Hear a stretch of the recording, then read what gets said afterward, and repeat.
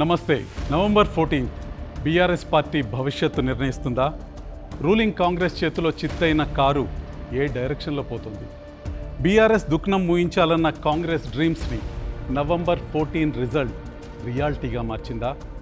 బీఆర్ఎస్ను murder చేద్దామా, కలిసి పని చేద్దామన్న డైలమాలో ఉన్న బీజేపీకి నవంబర్ 14తో ఒక క్లారిటీ వచ్చిందా?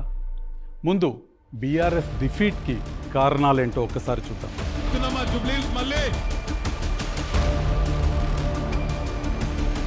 First reason for defeat, wife sentiment versus mother sentiment. Gopinath మరణంతో వచ్చిన వైఫ్ సెంటిమెంట్ బీఆర్ఎస్ క్యాష్ చేసుకోకుండా కాంగ్రెస్ మదర్ మహానంద కుమార్ని రంగంలోకి దించింది. ఇది మోరల్గా ఎంత సరైందన్న చర్చ పక్కన పెడితే, గోపీనాథ్ను చూడటానికి సునీత హాస్పిటల్లోకి ఎలో చేయలేదన్న తల్లి మాటలు మహిళా ఓటర్ల మీద ఇంపాక్ట్ చూపించాయి. సింపతి గేమ్ రివర్స్ అయింది. Second reason for defeat, purchasing of votes. Congress ఓటుకు 3,000 పంచితే బీఆర్ఎస్ 1,500 మాత్రమే పంచింది. కాంగ్రెస్ 150 కోట్లు ఖర్చు చేస్తే బీఆర్ఎస్ లీడర్స్ జేబులోంచి 75 కోట్లు మాత్రమే బయటకు తీశారు. దేశంలో అత్యధికంగా 1,100 కోట్ల డొనేషన్లు కొల్లగొట్టిన బీఆర్ఎస్ నేతలు, రియల్ ఎస్టేట్తో పాటు ఇతర ఆస్తుల్లో ధనికులైన బీఆర్ఎస్ నేతలు ఎన్నికల ఖర్చులో పొదుపు చూపించారు.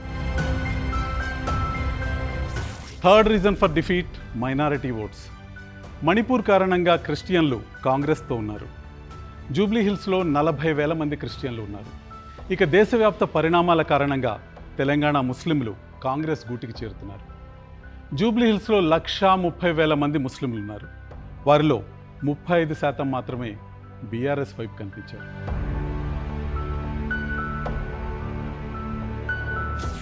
Fourth reason for defeat, KTR was alone. BRS తరఫున కేటీఆర్ ఒంటరిగా ప్రచారం చేశారు. తండ్రి మరణంతో ఇంటికే పరిమితమైన హరీష్ రంగంలో ఉంటే మరికొన్ని వేల ఓట్లు బీఆర్ఎస్కి పడే అవకాశం ఉండేది. యావత్ తెలంగాణ ప్రజలు జూబ్లీ హిల్స్ కార్యకర్తల వైపు, జూబ్లీ హిల్స్ ప్రజల వైపు చూస్తూ ఉన్నారు.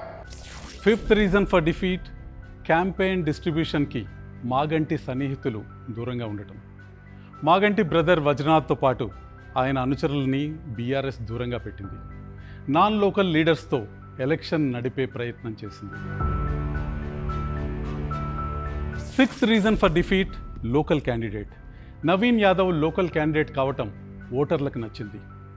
ఇక గవర్నమెంట్ టర్మ్ 3 years ఉండటంతో పథకాలు అందాలంటే కాంగ్రెస్కు ఓటేయాలన్న భావం ఓటర్లలో కనిపించింది.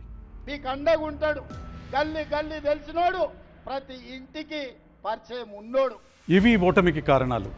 మరి కారుకు కంచుకోటగా ఉన్న హైదరాబాద్కు కాంగ్రెస్ గండి కొట్టిన తర్వాత బీఆర్ఎస్ ఫ్యూచర్ ఎలా ఉండబోతోంది? 10 ఏళ్ల పాటు తెలంగాణను శాసించిన బీఆర్ఎస్ దుఃఖం మూత పడుతుందన్న సీఎం రేవంత్ మాటల్లో నిజం ఎంత ఉంది? అసలు కారుకు ఏం జరగబోతోంది? మొదట కవిత ఫ్యాక్టర్ చూద్దాం.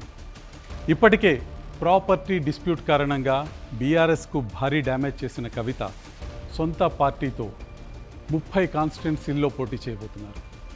కవిత క్యాంపెయిన్ కారుకు డెంట్ పెట్టడం ఖాయంగా కనిపిస్తుంది. ఇక రెండవ అంశం, కేసీఆర్ అనారోగ్యం, బీఆర్ఎస్పై దాని ప్రభావం.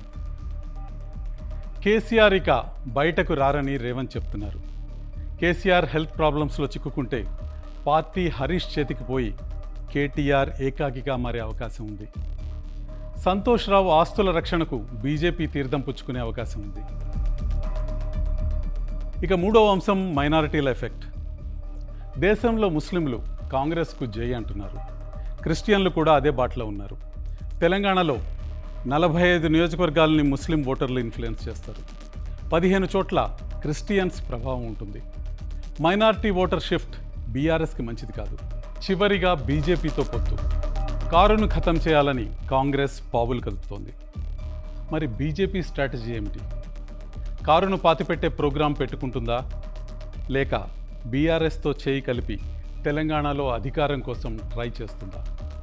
బీఆర్ఎస్ను ప్రేమిస్తున్న కిషన్ రెడ్డి లాంటి నేతల ప్రయత్నం ఫలించి 2 పార్టీలు దగ్గరవుతాయా, లేక కారును ద్వేషిస్తున్న బండి సంజయ్ అప్పర్ హ్యాండ్ సాధించి కారును ఖతం చేస్తారా? నవంబర్ 14 రిజల్ట్ కారును ఏ డైరెక్షన్లో తీసుకెళ్తుందో త్వరలో తెలంగాణ స్క్రీన్ మీద చూద్దాం.